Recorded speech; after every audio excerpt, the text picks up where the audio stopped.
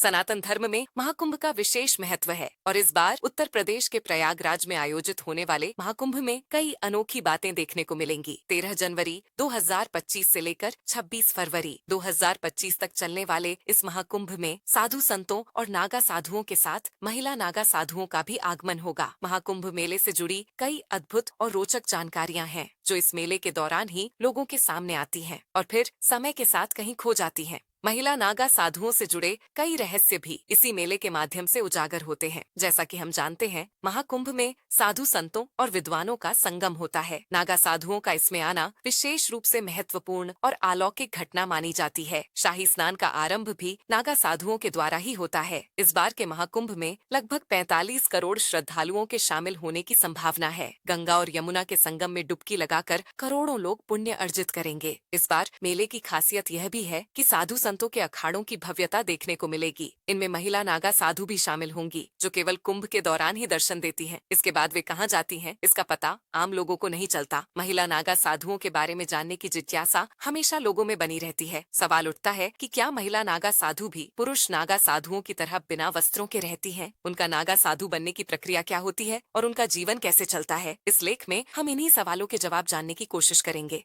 महिला नागा साधुओं का महाकुंभ में आना अति विशेष माना जाता है। इसके पीछे कई आध्यात्मिक और सांस्कृतिक कारण हैं। आइए विस्तार से समझते हैं। महाकुंभ में जब महिला नागा साधु आती हैं, तो वे संपूर्ण शक्ति से परिपूर्ण होती हैं। उनका आगमन न केवल आध्यात्मिक ऊर्जा का प्रतीक है, बल्कि यह बुरी ऊर्जाओं को नियंत्रित करने की उनकी अद्भुत क्षमता को भी दर्शाता है। जब वे शाही स्नान के लिए उतरती हैं, तो माना जाता है कि उनमें महिला रूपी बुरी ऊर्जाओं को नियंत्रित करने की शक्ति का प्रवाह होता है। इस कारण से महिला नागा साधुओं का दिखना बेहद शुभ माना जाता है। महिला नागा साधुओं का महाकुंभ में आना इसलिए भी खास है क्योंकि यह उनकी साधना और तपस्या की पराकाष्ठा को दर्शाता है। जानकारों के अनुसार भले ही महिला और पुरुष नागा साधुओं के साधु बनने की प्रक्रिया और नियम समान होते हैं, लेकिन फिर भी महिला नागा साधुओं का तप पुरुष साधुओं की तुलना में अधिक कठिन माना जाता है। इसका कारण यह है कि रजस्वला अवस्था पीरियड्स के दौरान महिला नागा साधुओं को तपस्या में भाग लेने की अनुमति नहीं होती। ऐसे में उनके लिए कम समय में ही अपने तप और संकल्प को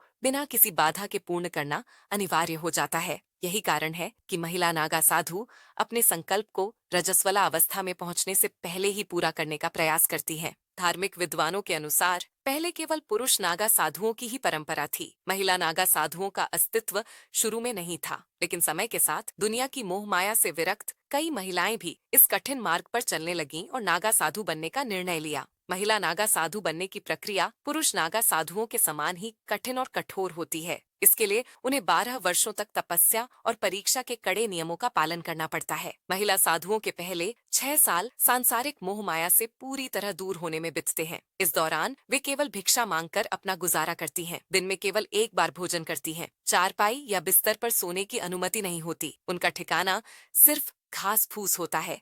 यह समय उन्हें सांसारिक जीवन से पूरी तरह अलग कर संयम और त्याग का अभ्यास सिखाने के लिए होता है। 6 वर्षों की तपस्या के बाद जब वे इस कठिन जीवन के अभ्यस्त हो जाती हैं, तो एक विशेष अनुष्ठान के तहत वे जीते जी अपना पिंडदान करती हैं। सिर मुंडवाकर तर्पण करती हैं, जो उनके सांसारिक अस्तित्व के अंत का प्रतीक होता है। इसके बाद उनके गुरु उन्हें महिला नागा साधु की उपाधि प्रदान करते हैं। महिला नागा साधु बनने के बाद अगले 6 वर्षों में वे अपने शरीर और मन को हर प्रकार की परिस्थितियों के लिए तैयार करती हैं। इस दौरान वे गर्मी, सर्दी और बारिश जैसे सभी मौसमों को सहन करने का अभ्यास करती हैं। उनका जीवन पूरी तरह साधना और आत्मानुशासन में डूबा रहता है। इस कठोर प्रक्रिया के माध्यम से वे शारीरिक और मानसिक रूप से अत्यधिक दृढ़ और सक्षम बन जाती हैं। यह तपस्या उन्हें सांसारिक जीवन से मुक्त कर आध्यात्मिक उन्नति के उच्चतम स्तर तक पहुंचने में मदद करती है। महिला नागा साधु बनने का यह मार्ग न केवल कठिन है, बल्कि अद्वितीय भी, जो उनकी अडिग निष्ठा और आंतरिक शक्ति को दर्शाता है।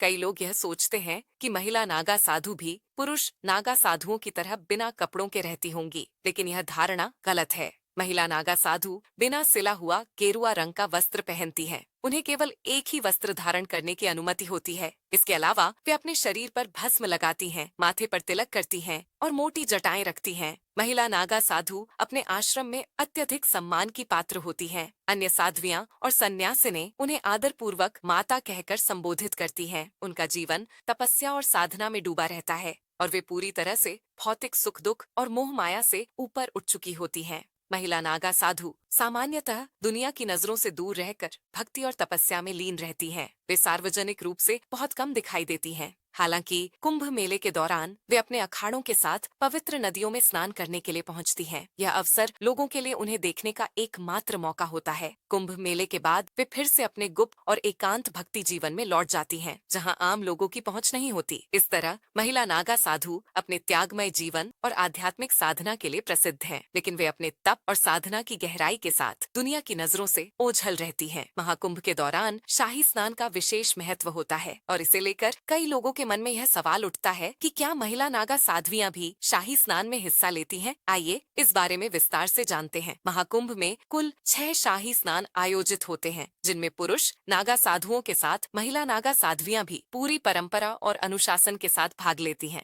नागा साधुओं की तरह ही महिला नागा साध्वियां भी कठोर तपस्या और दीक्षा प्रक्रिया से गुजरने के बाद नागा संप्रदाय का हिस्सा बनती हैं। शाही स्नान के दौरान महिला नागा साध्वियां अपने अखाड़ों के साथ ही स्नान करती हैं। इस समय वे अपने गुरु की आज्ञा और अखाड़े की परंपराओं का पूरी तरह पालन करती हैं। परंपरा के अनुसार शाही स्नान के दौरान महिला नागा साध्वियां भी नग्न अवस्था में स्नान करती हैं, जो उनके पूर्ण त्याग और आध्यात्मिक समर्पण का प्रतीक होता है। शाही स्नान के समय साध्वियां सख्त अनुशासन और मर्यादा का पालन करती हैं। यह प्रक्रिया आध्यात्मिक परंपराओं के तहत पूरी गरिमा और आदर के साथ संपन्न की जाती है। इस दौरान श्रद्धालुओं और साधुओं के बीच शाही स्नान की भव्यता को लेकर गहरी आस्था और सम्मान का भाव होता है। महाकुंभ का शाही स्नान न केवल एक धार्मिक अनुष्ठान है, बल्कि यह नागा साधुओं और साध्वियों के त्याग, तप और साधना की पराकाष्ठा को दर्शाता है। महिला नागा साध्वियों की भागीदारी इस परंपरा को और भी विशेष बना देती है। अब यह जान लेते हैं कि महिला नागा साध्वियों के शाही स्नान का महत्व क्या है। हिंदू धर्म ग्रंथों में इसे पवित्रता, आस्था और आध्यात्मिक ऊर्जा का संगम माना गया है। महिला नागा साध्वियों के शाही स्नान से पहले प्रमुख अखाड़ों की शोभा यात्रा निकाली जाती है। इस यात्रा के दौरान